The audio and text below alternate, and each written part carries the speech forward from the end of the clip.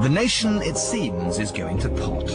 1 in 10 Brits use cannabis, half of 16 to 24-year-olds claim to have tried it, and the clamour to legalise grows ever more strident.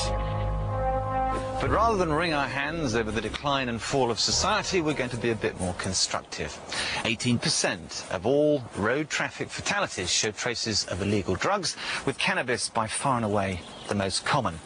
That is a 6-fold rise in the last 15 years, and the reason why tonight we're going to see what happens when you mix dope and driving. Cannabis is smoked either in leaf form or as a compressed resin, but you simply can't say it causes accidents. The effects last for a matter of hours, but traces stay in the bloodstream for up to 4 weeks, which is why it shows up in so many post-mortems.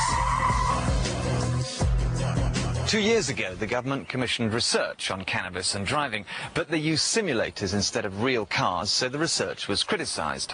Nobody has ever physically put a cannabis user in a car and shown the results on British television. Until now. Meet graphic designer Gavin Campbell, a regular user who's freely volunteered and brought along his own gear. He doesn't drive while stoned, but is as keen as we are to find out what happens when you do. With the help of safety experts, we've devised 3 tests for Gavin to take on a private test track before and after smoking a joint.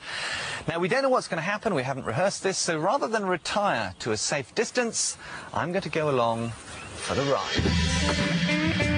As a benchmark, Gavin took the tests while perfectly straight. The first job was to stop safely at a white line.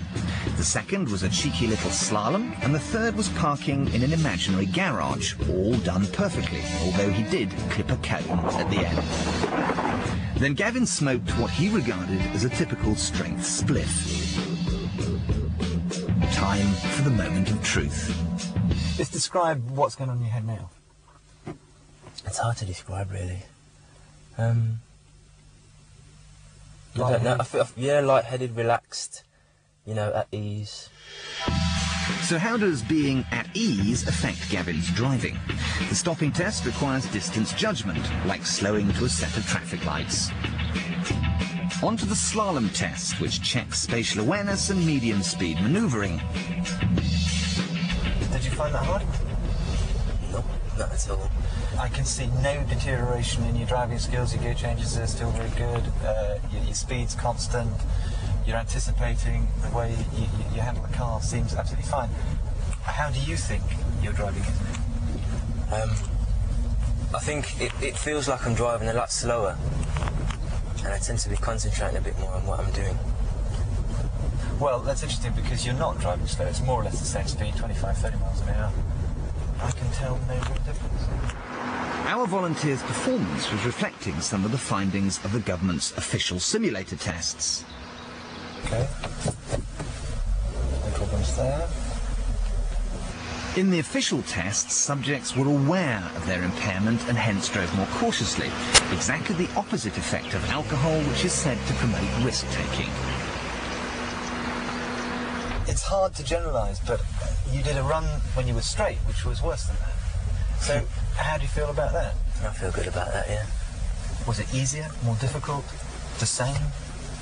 Probably more difficult, because I had to concentrate more. I mean, there would be cars either side, so Yeah. you know, I really don't want to hit any cars. If it was more difficult, why did you do almost better then than you did before you had your... It's paranoia crossed with concentration, you know. You're paranoid of what might happen, so you concentrate more on what you're doing. We took a step nearer to real life by throwing in a bit of distracting traffic. Gavin followed it safely and competently. We couldn't catch him out, even with an emergency stop.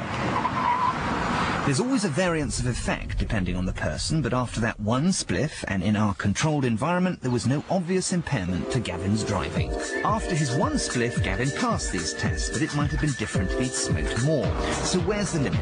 Is there a safe amount of cannabis you can smoke before driving? Now, I know there are thousands of you at home advocating zero tolerance, and that any trace of weed, pot, blow, black, resin, bush, smoke, ganja, call it what you will, should be considered a very serious offence. But hang on a minute. Unlike booze, cannabis is illegal, so there's no official dope driving limit. Like the breathalyzer, we need to find a testing system to establish how much cannabis it takes before your driving goes to pot. While we're as surprised as you are at the results of today's tests, I'm emphatically not condoning drugs and driving or saying that this was remotely scientific or empirical. It wasn't. What I am saying, though, is that we need to put away the old stereotypes and cliches about hippies and reefer madness and get down to an intelligent, informed debate about drugs and driving, and we need to do that as soon as possible.